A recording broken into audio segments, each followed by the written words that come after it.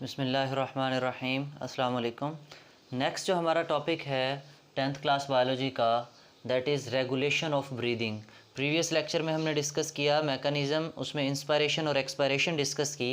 Next है हमारे पास regulation of breathing. अब रेगुलेशन ऑफ ब्रीदिंग का मतलब ये है कि हमारे पास जो ब्रीदिंग प्रोसेस है, रेस्पिरेटरी रेट है, उसको कंट्रोल कैसे करना है, उसको कंट्रोल कैसे करना है। तो हम इसको डिटेल से देखते हैं ज़रा।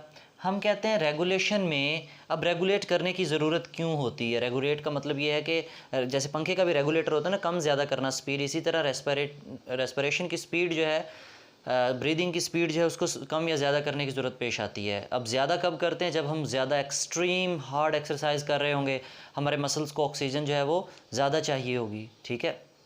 और नॉर्मल कब हो जाती है, जब हम रेस्ट कर रहे हो, बिल्कुल सुकून की हालत में हो, हमारे मसल्स जो हैं वो वर्क इतना ना कर रहे हो, उस वक्त हमें ऑक्सीजन कम ज़रूरत होती है, इसलिए रेस्पिरेटरी रेट जो है वो कम होती है। अब हम ये देखते हैं कि रेस्पिरेटरी रेट पहले तो देखते हैं कौन कंट्रोल करता है। याद रखना बेटे, हमारे पास ब्रेन में there is a respiratory centre, there is a respiratory centre. Respiratory क्या है, सेंटर है इन ब्रेन। कहाँ पर है, इन ब्रेन। ब्रेन में हमारे पास रेस्पिरेटरी सेंटर है, और स्पेशली हमारे पास मेडुला ऑब्लोंगेटा में भी है, डिफरेंट ब्रेन के एरियाज़ में है। ब्रेन के हम एरियाज़ में भी हम डिवाइड करते हैं।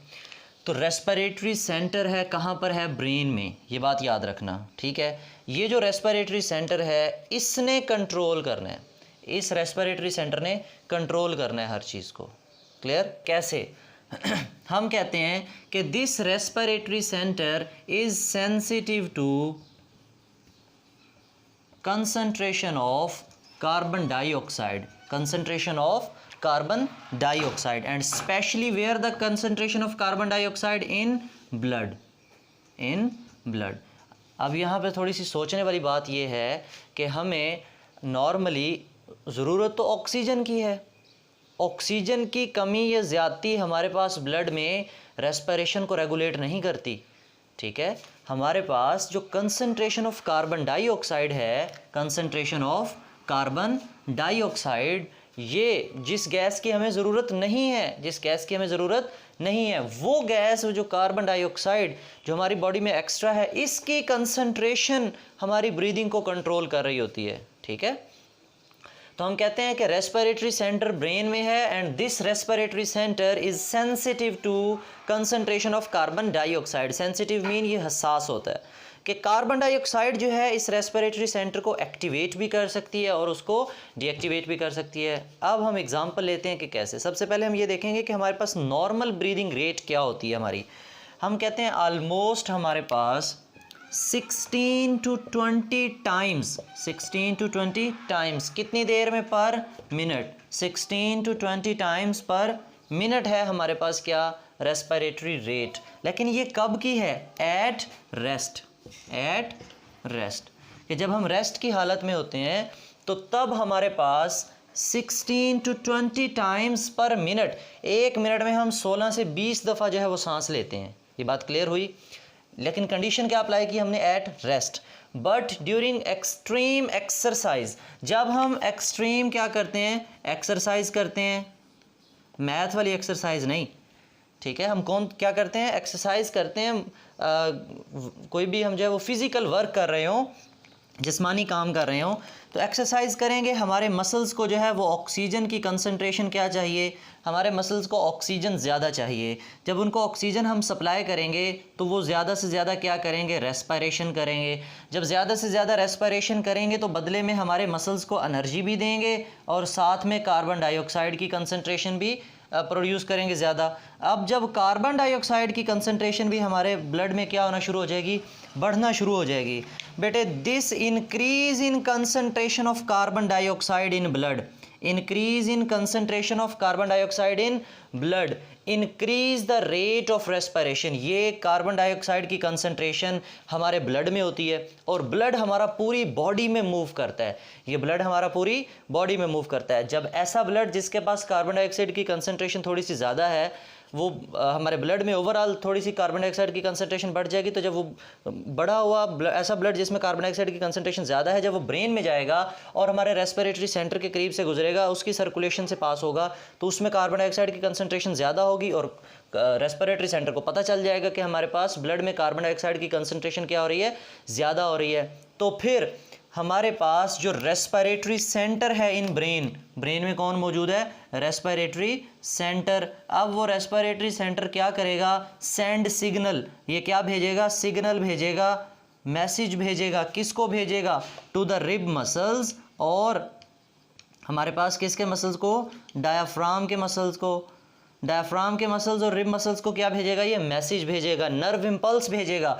और याद रखना हमारे पास जब भी मसल्स की तरफ नर्व इम्पल्स आती है तो मसल्स क्या हो जाते हैं, कॉन्ट्रैक्ट हो जाते हैं। जब भी मसल्स के पास नर्व इम्पल्स आती है तो मसल्स क्या हो जाते हैं, कॉन्ट्रैक्ट हो जाते हैं। जब मसल्स कॉन्ट्रैक्ट हो जाएंगे, rib muscles contract, diaphragm muscle contract, area बढ़ गया, इंस्पायरेशन का फिनोमेना स्टार्ट हो जाएगा और ये स्पीडली जल्दी जो है नर्व इम्पल्स भेजना शुरू कर देते हैं। तो एज अ रिज़ल्ट हमारे पास जो रेस्पिरेटरी रेट है वो इंक्रीज़ हो जाती है। रेस्पिरेटरी रेट जो है वो क्या हो जाती है, इंक्रीज़। रेस्पिरेटरी रेट का मतलब सांस लेने की रफ्तार जो है, जो शरह है पर मिनट या पर सेकंड जो हम डिस्कस करें तो वो क्या हो जाती है, इंक्रीज़ हो जाती है। अब कितनी बढ़ जाती है, हम कहते हैं ऑलमोस्ट 40 टाइम्स, 30 to 40 टाइम्स पर मिनट जो है ये रेस्पिरेटरी रेट इंक्रीज़ हो जाती है।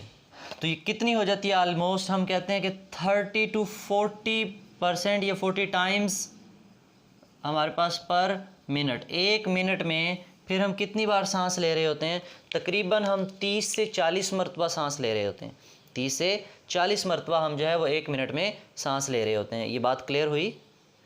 हमने कहा कि हमारे पास रेस्पिरेटरी सेंटर कहाँ पर है, ब्रेन में। अब ब्रेन में है तो वो सेंसिटिव कौन है, किसकी वजह से वो हसास है, कंसंट्रेशन ऑफ कार्बन डाइऑक्साइड, ना कि ऑक्सीजन। एमसीक्यूज़ पूछा जाता है आपसे। फिर नॉर्मल रेस्पिरेटरी रेट, इसका भी एमसीक्यूज़ पूछा जाता है। नॉर्मल कितनी होती है, 16 to 20 टाइम्स, यूनिट ज़रूर लिखना है, पर मिनट।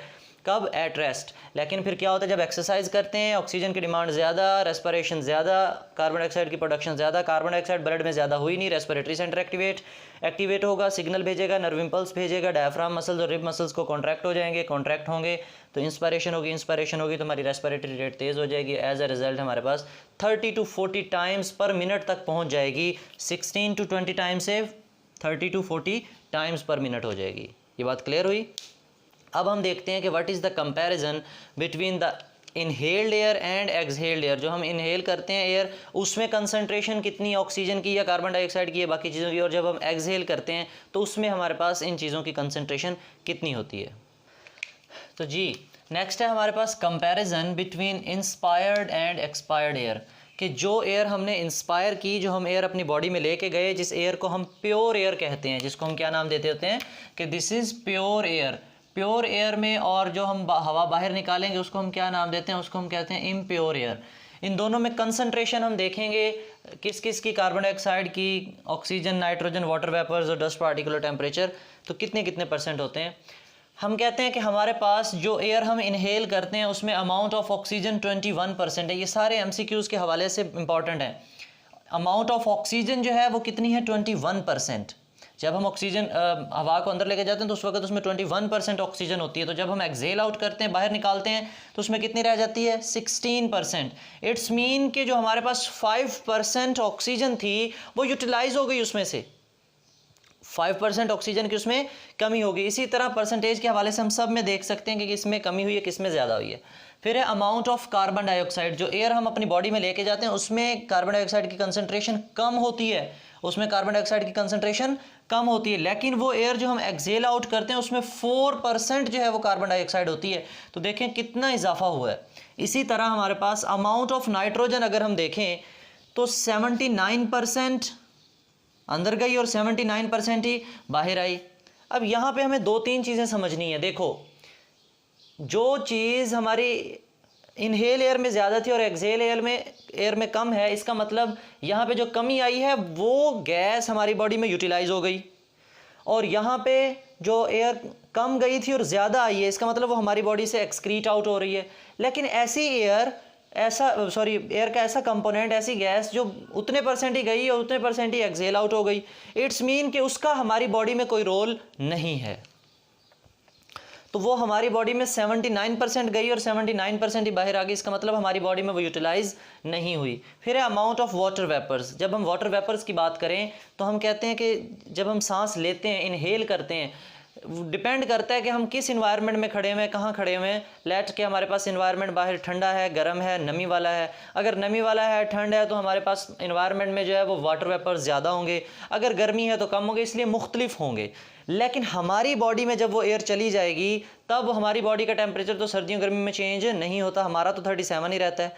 तो जब हम वो एयर को बाहर निकालेंगे तो हमेशा वो सैचुरेटेड होगी, constant amount of water vapour जो है वो बॉडी से रिलीज होगी। याद रखना, हम कहते हैं ना रेस्पिरेशन के दौरान कार्बन डाइऑक्साइड भी बनती है और वाटर भी बनता है। तो कार्बन डाइऑक्साइड सांस के जरिए जाती है और वाटर वेपर्स भी सांस के जरिए बाहर एक्सहेल आउट होते हैं, ठीक है। Similarly amount of dust particle, अब ये जो डस्ट पार्टिकल्स हैं डिपेंड करता है कि आप किस इलाके में खड़े हो। कोई इंडस्ट्रियल एरिया है, ये साइड पे आपके पास कॉटन इंडस्ट्री है, कोई भी इंडस्ट्री है, उसके पास खड़े हो तो वहाँ पे वो डस्ट पार्टिकल्स या फिर वो स्पेसिफिक जो पार्टिकल्स होंगे उस चीज़ के, वो एयर में होंगे, तब कम ज़्यादा हो सकते हैं। लेकिन जब हम अपनी बॉडी से एयर को बाहर निकालते हैं तो ऑलमोस्ट नन, कोई डस्ट पार्टिकल हमारी बॉडी में, कौन सा कोई फैक्ट्री लगी हुई है जिसमें डस्ट बन रही हो कि अंदर से डस्ट जो है वो बाहर आए? नो, कोई dust particle, almost none dust particle बाहर नहीं आ रहे होते। इसी तरह टेम्परेचर की बात करें तो टेम्परेचर भी जो है वो इन्वायरमेंट में डिपेंड करता है कि बाहर की हवा का टेम्परेचर कितना है, ज़्यादा है या कम है, तो वो वेरिएबल हो सकता है। लेकिन जब हम एक्सहेल आउट करेंगे एयर को तो हमारी बॉडी का कितना है 37, तो वो कितना ऑलमोस्ट होकर निकलेगा 37 डिग्री तक ही वापस आएगा। ये बात क्लियर हो गई। तो ये सारा पोर्शन बेटे आपने एमसीक्यूज़ के लिए देखना है। अगर आपका कोई क्वेश्चन हो तो आप कमेंट सेक्शन में पूछ सकते हो। थैंक यू, अल्लाह हाफिज़।